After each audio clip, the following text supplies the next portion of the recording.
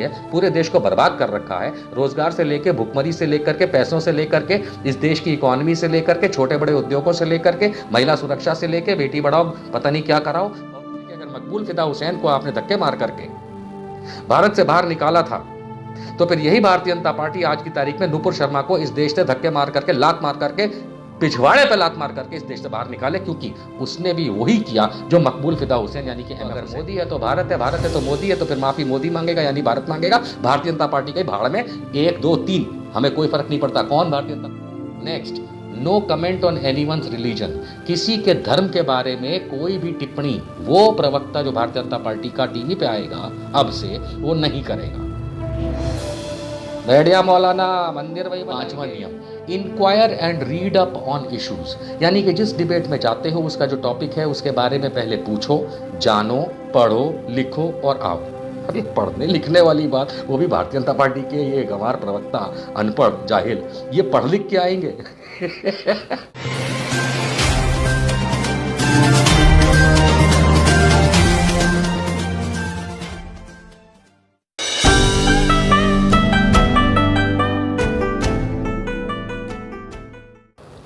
आज एक बड़ी खास बात हुई है और वो बड़ी इंटरेस्टिंग भी है।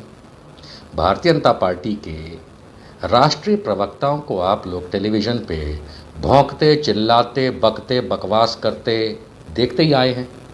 कब से देखते आए हैं? वो संबित पात्रा, नुपुर शर्मा, हमारे मित्र डॉक्टर सुधांशु त्रिवेदी, वो गौरव भाटिया, ऐसे आपने कितने ही ना जाने आपने देखे हैं ना इनके प्रवक्ता जो भौं भौं भौं बस मोदी की चाटुकारिता में पूरे देश को बदनाम करते और पूरे देश को बर्बाद करते हुए पिछले 7-8 सालों से आपने टेलीविज़न पे देखे। हाल में आप लोग जानते हैं नुपुर शर्मा की वाट लग गई, क्योंकि औकात से ज़्यादा और हद से सीमा पार करते हुए उन्होंने वो कर दिया जो कि भारतीय जनता पार्टी के हृदय में बसता है, यानी मुसलमानों की बेइज्जती। अंततः असर ये हुआ कि खाड़ी देशों ने सिर्फ तर्जनी, ये वाली छोटी उंगली हिलाई और यहाँ मोदी जी की 56 इंच की बरा फटके हाथ में आई। हम तो यही कहेंगे, क्योंकि यही दिख रहा है कि पूरा का पूरा खाड़ी देशों का समूह और बाकी जो इस्लामिक देश हैं उन्होंने सिर्फ छोटी सी बात क्या कह दी कि अपने देश में टॉलरेंस को बढ़ावा दीजिए। उन्होंने साफ कह दिया कि माफ़ी मांग लीजिए, और यूनाइटेड नेशंस ने भी ये कह दिया कि अपने देश में सहिष्णुता बरकरार रखिए, और यहाँ मोदी जी की हालत पतली हो गई। ऐसे बहादुर इनके जांबाज प्रवक्ताओं में संबित पात्रा, गौरव भाटिया, नुपुर शर्मा जैसे भौं भौं करने वाले लोग, मैं हज़ारों डिबेट कर चुका हूं इन लोगों के साथ, इसलिए मैं जानता हूं कि ये किस तरीके के गंद फैलाने वाले लोग हैं। आज की तारीख में आप जानते हैं, मैं भी जानता हूं कि नुपुर से निकाल दिया गया है, उसके खिलाफ 4 जगह FIR हैं, मुंबई, थाने में मुंब्रा, पुणे और हैदराबाद, और ये किसी भी समय अरेस्ट हो सकती है। जबकि पूरे विश्व के अंदर और भारत के अंदर अधिकांश लोग, मैं मुसलमानों की बात नहीं कर रहा हूँ, मैं आम जनता की बात कर रहा हूँ, संघी 2-4% छोड़ करके बाकी अधिकांश लोग नुपुर शर्मा को अरेस्ट करने की मांग कर रहे हैं। मैंने खुद ने नुपुर शर्मा को UAPA के कानून के तहत जेल भेजने की बात रखी है।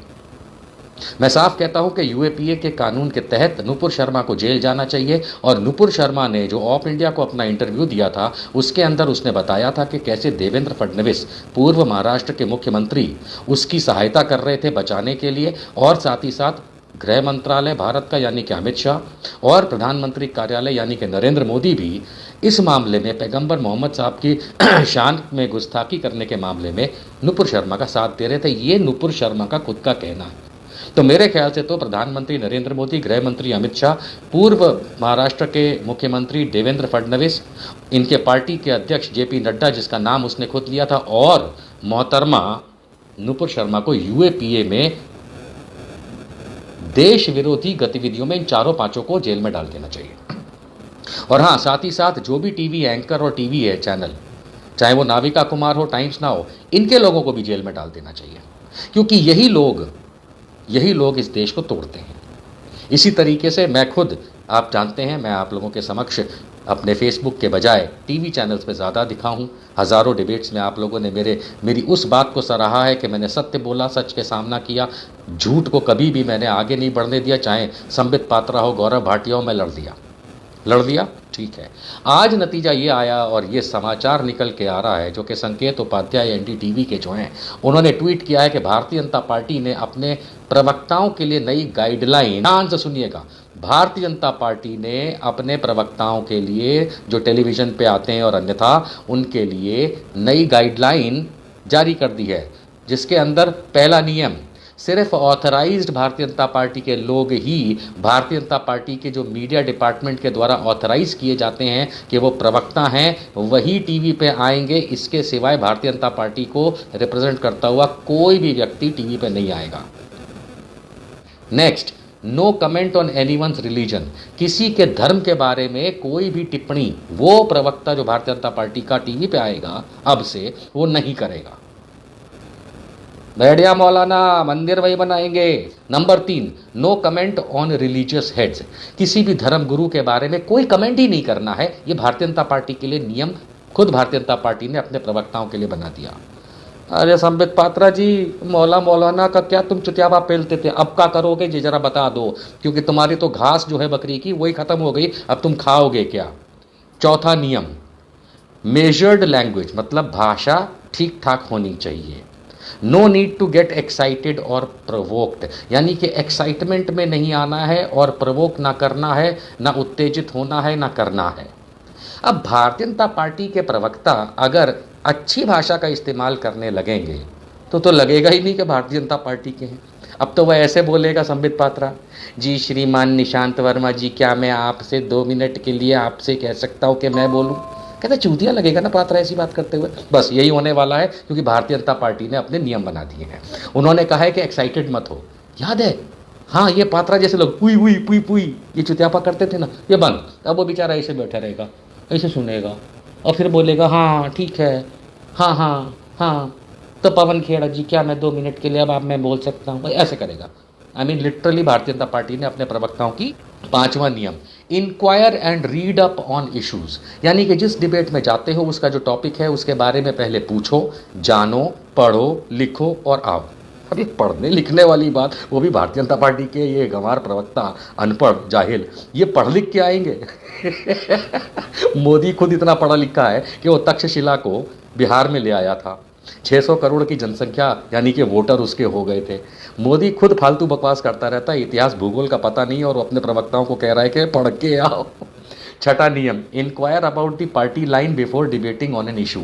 अब भारतीय जनता पार्टी के प्रवक्ता पहले ये अपनी पार्टी से पूछेंगे कि मालिक आज का टॉपिक ये है, अब हम क्या बोले। हो गया बंटाधार, क्योंकि मोदी तो खुद नहीं जानता कि वो क्या बोले, वो अपने प्रवक्ताओं को क्या घंटा बताएगा। 7वां नियम, do not fall into anyone's trap, stick to issues central to BJP. यानी कि अब निशांत वर्मा जैसे लोगों के साथ आप डिबेट करने में फंस गए। क्यों? क्योंकि निशांत वर्मा तो आपको पंखे से उल्टा गोल लटकाता है। अब आपको ये कहा गया है, भारतीय जनता पार्टी के प्रवक्ताओं को नियम दिया गया भारतीय जनता पार्टी द्वारा कि भैया किसी के ट्रैप में मत फंसना। ये बेचारे तो गए, यानी कि अब इनकी लगने वाली है। 8वां नियम और आखिरी नियम जो इसके अंदर दिखाया गया कि फोकस ऑन डिबेट्स अराउंड गरीब कल्याण, गरीब कल्याण के इर्द गिर्द अपने डिबेट को फोकस करो। यानी कि इसके अंदर अगर कभी प्रधानमंत्री ऑफ पाकिस्तान के बारे में डिस्कस हो रहा होगा तो गौरव भाटिया कहेंगे हमारे मोदी जी ने गरीबों का कल्याण किया। अगर मान लीजिए कि कभी चीन के बारे में कि घुसपैठ क्यों कर रहा है चीन, इस पर डिबेट हो रहा होगा तो सुधांशु त्रिवेदी बोलेंगे कर्नाटका के अंदर गरीबों का कल्याण हो रहा है। रे भूतनी के, तुम लोग ये अपने नियम जो बनाते हो वो इसलिए नहीं बनाते हो कि तुम लोगों को तमीज़ आ गई है, तुम लोगों इसलिए ये नियम बनाते हो भारतीय जनता पार्टी वालों, क्योंकि तुमको ये खाड़ी देशों ने जो जीपीएल की है ना, हाँ वही पिछवाड़े पे जो लात मारी है, जिसकी वजह से मोदी का कद इतना सा था अब तो बिल्कुल सूक्ष्म रह गया है। सूक्ष्म, पूरी दुनिया में नरेंद्र मोदी ने भारत की नाक तो वर्षों से कटा रखी थी, अब खतना करवा दिया है, बिल्कुल ट्रक ट्रक ट्रक ऐसे खतना करवा दिया है। इस वजह से भारतीय जनता पार्टी अब जानती है कि नुपुर शर्मा जाएगी जेल। वो ये भी जानते हैं भारतीय जनता पार्टी वाले कि अब जो ये 57 इस्लामिक देशों ने भारत के खिलाफ मोर्चा खोला है, इसमें वो लोग जो मुझसे ये कहते हैं कि भारत को नहीं भारतीय जनता पार्टी को माफ़ी मांगनी चाहिए, लेकिन आप लोग तो उस भारतवर्ष में अमृतकाल में जी रहे हैं कि यहाँ पे बत्ती आती है घर में तो मोदी जी ने दिया, अगर राशन आता है तो मोदी जी ने दिया, अगर अच्छा हुआ तो मोदी जी ने किया, तो फिर माफ़ी भी मोदी जी ही मांगेंगे, क्योंकि उन्हीं के प्रवक्ता ने ये बकचोदी करी थी मोहम्मद पैगंबर के बारे में। इसलिए भारत, आज लोग कहते हैं भाई मोदी है तो मोदी भारत, भारत मोदी, ये इज इक्वल टू करके दिखाते हैं, तो फिर मोदी माफ़ी मांगे, हम समझ लेंगे भारत ने माफ़ी मांगी, क्योंकि भारत को ही माफ़ी मांगनी पड़ेगी, क्योंकि आज का भारत है ना संघी, है ना संघियों, आज भारत जो है वो मोदी जी की वजह से है। मोदी जी ही हमारे विष्णु के अवतार हैं, है कि नहीं है? मोदी जी की वजह से हम जिंदा हैं, वरना तो आपके पूर्वज जो हैं, यानी कि इंदिरा गांधी के ज़माने में, राजीव गांधी के ज़माने में, अटल बिहारी के ज़माने में पेड़ों पे मचान पर रहते थे, पत्ते बांध के, कच्छा तक नहीं था पहनने के लिए, तभी मोदी जी के ज़माने में है। तो अगर मोदी है तो भारत है, भारत है तो मोदी है, तो फिर माफ़ी मोदी मांगेगा, यानी भारत मांगेगा। भारतीय जनता पार्टी के भाड़ में 1 2 3 हमें कोई फर्क नहीं पड़ता कौन भारतीय जनता पार्टी, हमें क्या मतलब उसका, वो एक राजनीतिक दल है। यहाँ पे भारत से माफ़ी मंगवाई जा रही है, मांगनी पड़ेगी, मांगनी पड़ेगी भारत को माफ़ी, क्योंकि भारत मतलब मोदी, मोदी मतलब भारत, मोदी माफ़ी मांग। अब आती है एक बहुत इंपॉर्टेंट बात कि सारा का सारा झमेला जो आपको दिख रहा है, इसमें बहुत सारे संघियों को मैं जानता हूं कि जो इस समय बड़े परेशान हो रहे हैं, वो आज भी नुपुर शर्मा के साथ खड़े हैं। तो अगर तुम नुपुर शर्मा के साथ खड़े हो तो हम भारतवर्ष के साथ खड़े हैं। नुपुर शर्मा के मामले में विश्व हिंदू परिषद हो, भारतीय जनता पार्टी हो, संघी हो, फॉलोअर हो, कोई भी चूते का पट्टा हो, अगर वो नुपुर शर्मा के साथ खड़ा है तो मैं आपको बता दूं, इसी भारतीय जनता पार्टी ने कुछ वर्षों पहले मां सरस्वती की तस्वीर को लेकर के मकबूल फिदा हुसैन यानी MF हुसैन को धक्के मार करके इस देश से निकलवा दिया था। मैंने तब कुछ नहीं कहा था, लेकिन आज की तारीख में अगर पैगंबर मोहम्मद के बारे में भारतीय जनता पार्टी की प्रवक्ता नुपुर शर्मा, जो कि लंदन स्कूल ऑफ इकोनॉमिक्स की पढ़ी लिखी है, डूसू की, दिल्ली यूनिवर्सिटी की एक्स स्टूडेंट प्रेसिडेंट है, नरेंद्र मोदी उसको फॉलो करता है, अगर वो रिलीजन को लेकर के, किसी भी रिलीजन को लेकर के, सच है झूठ है मैं नहीं जानता, लेकिन जब भारत की सरकार ने ऑलरेडी उसको उपद्रवी घोषित कर दिया है, कानून कानून की कोई आवश्यकता नहीं, कोर्ट की कोई जरूरत नहीं है। इसमें भारत सरकार ने उसको उपद्रवी, एक्सट्रीमिस्ट, उसको एंटी नेशनल, फ्रिंज एलिमेंट, उसको एक तरीके से नक्सली, जो भी आप कहना चाहें, वो घोषित कर दिया, लिख के दिया कतर और ओमान की सरकारों को, भारत सरकार ने।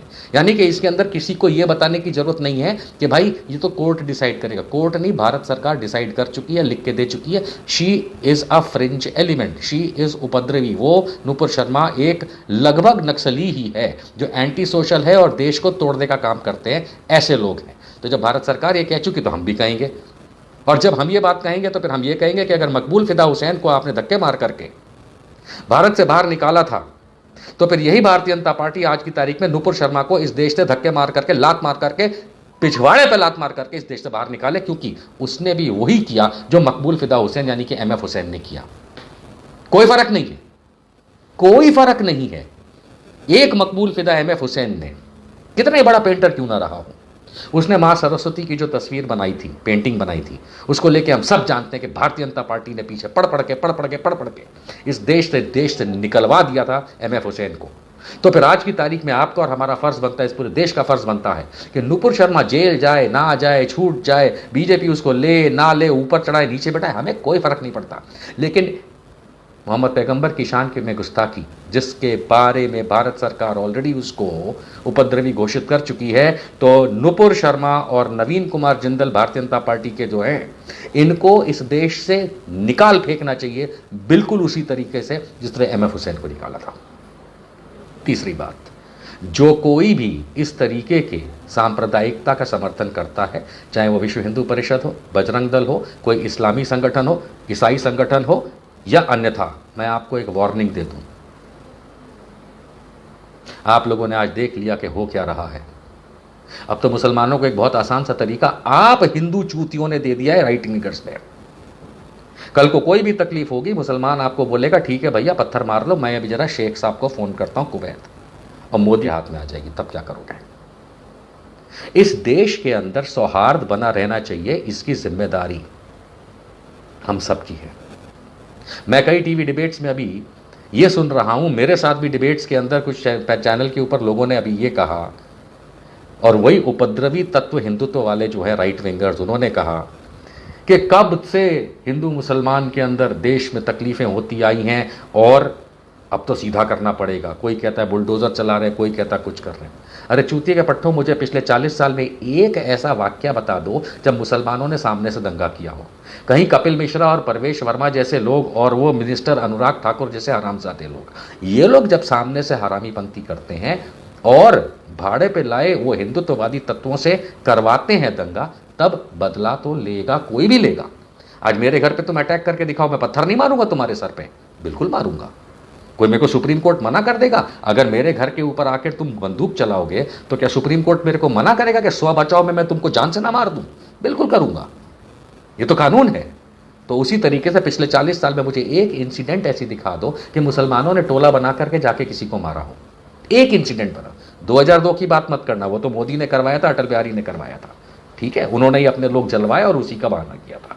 इसलिए मुझे ये बड़ा समझ में नहीं आता है कि आप लोग किस तरीके से नपुंसकता की हदें पार करके घरों में बैठे हैं, ये सोच के कि मोदी आपका अच्छा कर रहा है, पूरे देश को बर्बाद कर रखा है, रोजगार से लेकर, भुखमरी से लेकर के, पैसों से लेकर के, इस देश की इकोनॉमी से लेकर के, छोटे बड़े उद्योगों से लेकर के, महिला सुरक्षा से लेकर, बेटी बढ़ाओ, पता नहीं क्या कराओ, और उसका जो भी आप फील्ड देखे, किसानी से लेकर, खेती से लेकर, महंगाई से लेकर, पेट्रोल, किया क्या।